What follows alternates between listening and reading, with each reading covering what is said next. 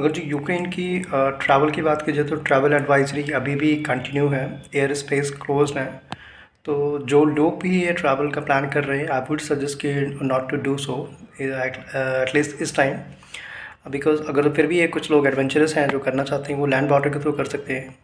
Because search engine site की अगर बात करें तो कुछ एक्टिव हैं, कुछ एक्टिव नहीं है, इसका थर्ड पार्टी में भी कुछ लोग फ़ायदा उठा रहे हैं। तो better check with your flights, with your border entry, visa and visa process, उसके बाद ही आप यूक्रेन में एंट्री करें। दोस्तों, आज की वीडियो में मैं जिस कंट्री के वीज़ा प्रोसेस के बारे में बात करके जा रहा हूँ, सुनकर आपको थोड़ा सा हैरान भी होंगे, परेशान भी होंगे कि ये कंट्री अभी तक कहाँ थी और इस कंट्री में कौन जाना चाहेगा, और अगर जाना भी चाहता है तो उसके क्या प्रोसीजर्स हैं। तो सारी बातों को मैं क्लियर करूँगा वन बाय वन। तो चलिए वीडियो को स्टार्ट करते हैं। तो फरवरी और मार्च 2025 यानी कि पिछले महीने एक अपडेट जारी हुई है यूक्रेन की साइड से। यूक्रेन ने इंडियंस के साथ साथ 45 अदर्स कंट्री के नेशनैलिटी को ई वीज़ा स्टार्ट कर दिया है प्रोवाइड करना। हालांकि ई वीज़ा का जो प्रोविज़न था वो पहले भी था, बट वो रशिया और यूक्रेन के वॉर के बाद उस चीज़ को सस्पेंड कर दिया गया। बट अगेन ये चीज़ दोबारा से इंट्रोड्यूस किया गया है। तो अब 2025 में इस वीज़ा को लेने के लिए क्या प्रोसीजर्स हैं, क्या डॉक्यूमेंटेशंस लगते हैं, कितनी फंडिंग चाहिए, क्या बैंक बैलेंस रिक्वायर्ड होगा, और इंडियंस के लिए स्पेशली क्या कुछ नियम है। तो चलिए सबको एक वन बाय वन अनफोल्ड करते हैं।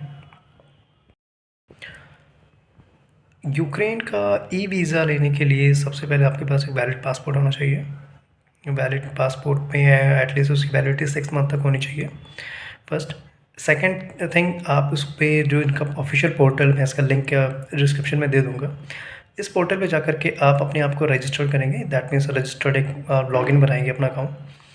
थर्ड स्टेप्स पे ये होगा कि जो रिक्वायर्ड डॉक्यूमेंटेशन हैं यहाँ पे आपके सारे कॉलम फिल आउट करेंगे वन बाय वन। इस पे आप अपना पासपोर्ट साइज़ फ़ोटो अपलोड करेंगे, पासपोर्ट की फ्रंट एंड बैक की अपलोड करेंगे। उसके बाद आपका मेडिकल हेल्थ इंश्योरेंस भी होना चाहिए, बट एक चीज़ का ध्यान रखिए कि इसका इंश्योरेंस कम से कम ज़्यादा से ज़्यादा ही हो, एटलीस्ट $30,000 की ज़्यादा का क्लेम होना चाहिए उसमें मेडिकल में। तो उस टाइप के हेल्थ इंश्योरेंस की कॉपी आप अटैच करेंगे उसके साथ।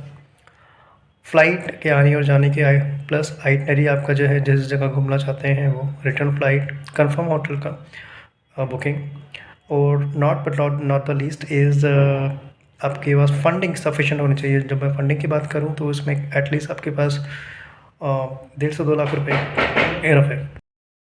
तो डॉक्यूमेंट्स की बात करें तो डॉक्यूमेंट्स इसमें सबसे पहला चाहिए आपके पास पासपोर्ट, जिसकी वैलिडिटी एटलीस्ट 6 मंथ तक होनी चाहिए, इंडियन पासपोर्ट।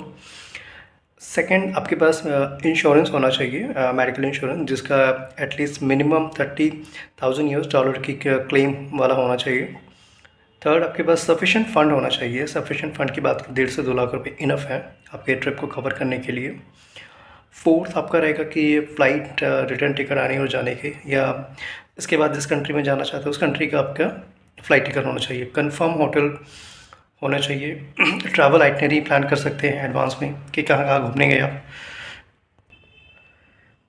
पासपोर्ट साइज़ का फ़ोटो होना चाहिए। और सबसे इम्पॉर्टेंट कि जो लिंक आपको मैं डिस्क्रिप्शन में दे रहा हूँ, इस साइट पे जाकर के अपने आप को रजिस्टर करना है और फिल आउट करना है जो ई वीज़ा के प्रोसेस होता है। ये सारी डिटेल करने के बाद उसको सबमिट करेंगे। अब बारी आती है कि इसका फ़ीस कितना है। अगर जो आप सिंगल एंट्री का वीज़ा लेते हैं तो उसका फ़ीस होगा $20। डबल एंट्री का वीज़ा लेते हैं तो आपको $30 में आपको डबल एंट्री का वीज़ा मिल जाएगा। अर्जेंट के केस में 1 दिन में आ जाता है। अगर आप अर्जेंट में नहीं लेना चाहते तो विदिन 3 डेज़ ये आपके मेल पे डिलीवर हो जाएगा e visa.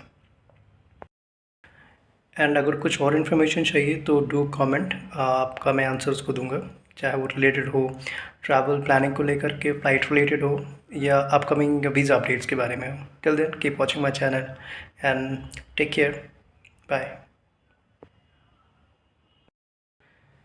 So guys, if you like this video, so please do share, like and subscribe my channel please. Thank you.